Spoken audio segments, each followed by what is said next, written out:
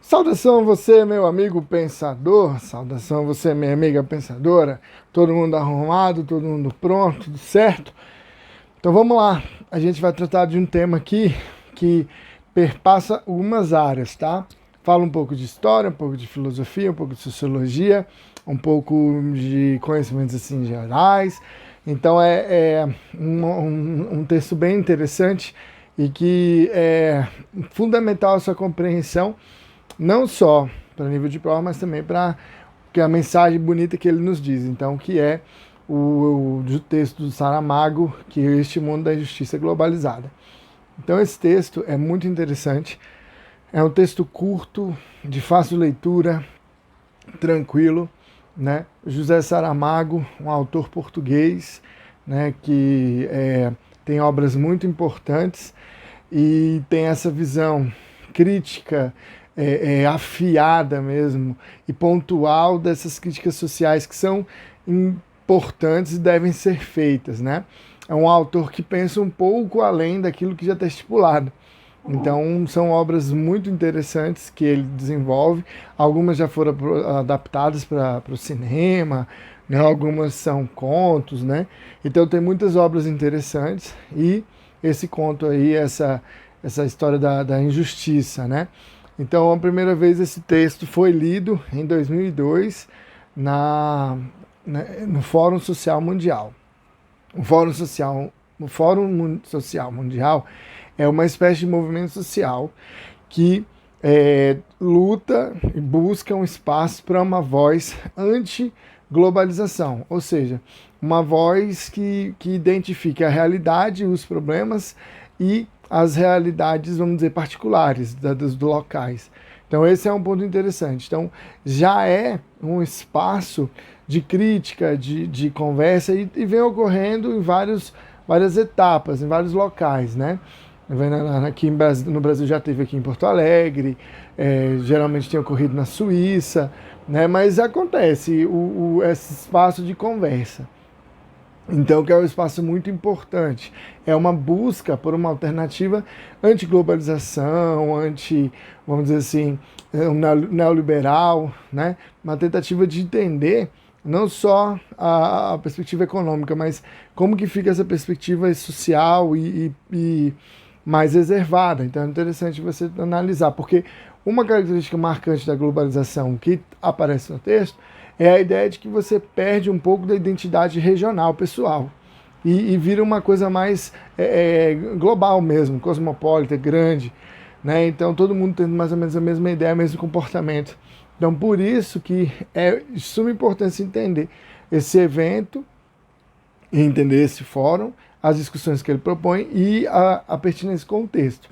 Então vamos ao texto. É o seguinte, o texto é muito interessante, texto curto, que vai contar a história de um lavrador, né, no século XVI, que vai, em comunidades pequenas, é normal acontecer isso.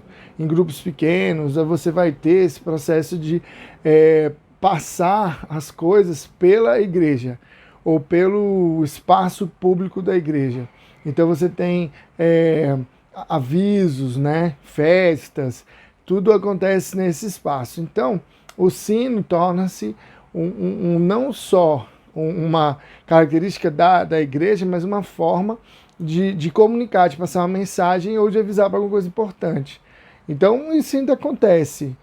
Você pensa no século XVI e tal, mas isso ainda acontece longe dos grandes centros. Então, em comunidades menores, né? Em áreas rurais. Então, você ainda tem esse costume. Algumas vezes tem que fazer um aviso, aí o governo vai lá e coloca a prefeitura na igreja, porque sabe que muitas pessoas passam por lá, ou no local, no culto, de qualquer forma, né?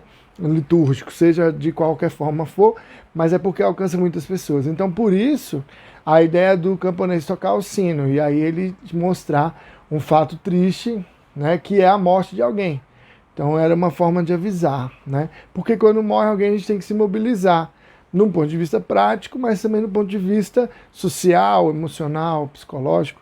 Então, o luto mexe muito com a gente. Então, quando vem o texto e fala de um luto, mas da ideia da morte e da justiça.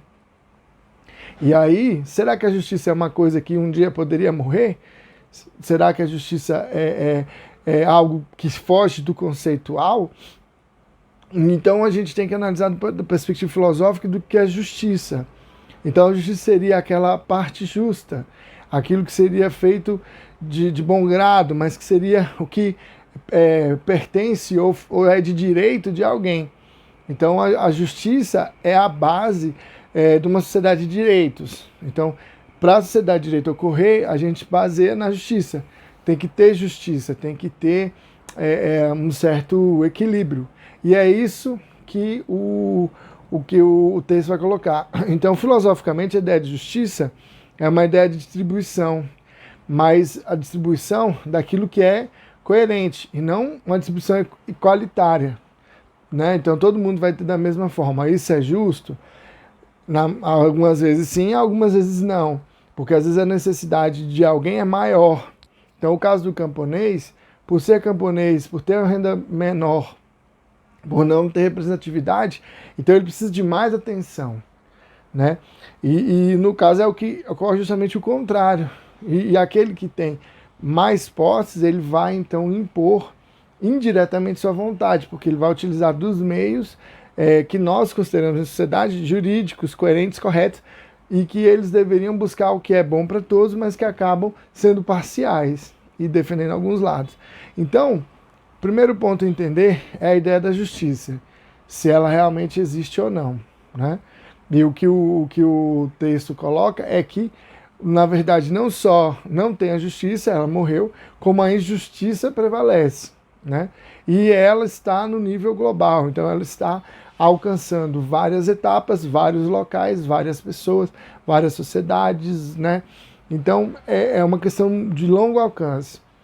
Por dentro, de maneira assim, quase que enraizada, o que ele quer tocar? Lá no cerne mesmo, lá na veiazinha, o que ele quer dizer? Ele está falando da democracia, né?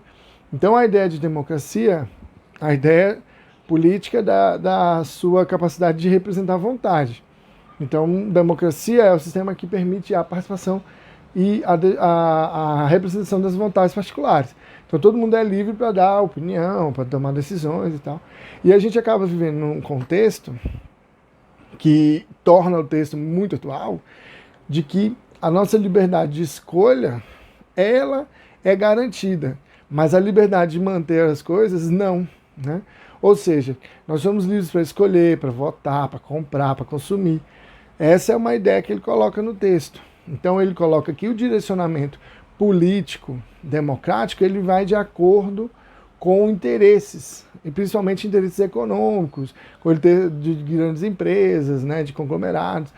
Esses conglomerados se organizam politicamente para manter o poder e manter os governantes, né?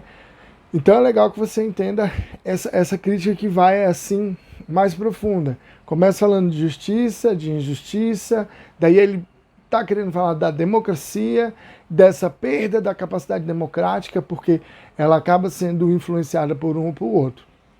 O que a gente pode compreender? Uma influência marxista desse pensamento. Porque no marxismo você tem essa ideia de que o governo ele não lida, não busca aquilo que é melhor para o povo, e sim aquilo que é interessante para a burguesia, de uma maneira que a gente vai dizer que é indireta, ou de uma maneira disfarçada, melhor dizendo. Então, é um pezinho no comunismo, no marxismo, para dizer, olha, nós estamos vivendo uma sociedade que a injustiça ela é uma coisa normal, comum, coerente, e isso vai contra os ideais democráticos. E na verdade, isso é um impedimento para a democracia. Né? Então, basicamente o textão ele é um texto com uma reflexão muito profunda, muito interessante, mas que você tem que fazer essa relação para que você busque esses elementos. Né? Do ponto de vista social, tem essa questão da participação política, né? Do ponto de vista histórico, vem todo o desenvolvimento da democracia, nas evoluções burguesas, tudo que isso influencia, que chega a esse pensamento. Beleza? Então é isso. Basicamente o texto traz essa busca, essa crítica por esse processo democrático de uma maneira assim bem profunda. Beleza? Então é isso. A gente vai ficando por aqui. Vou nessa que o neném tá chorando e depois a gente volta.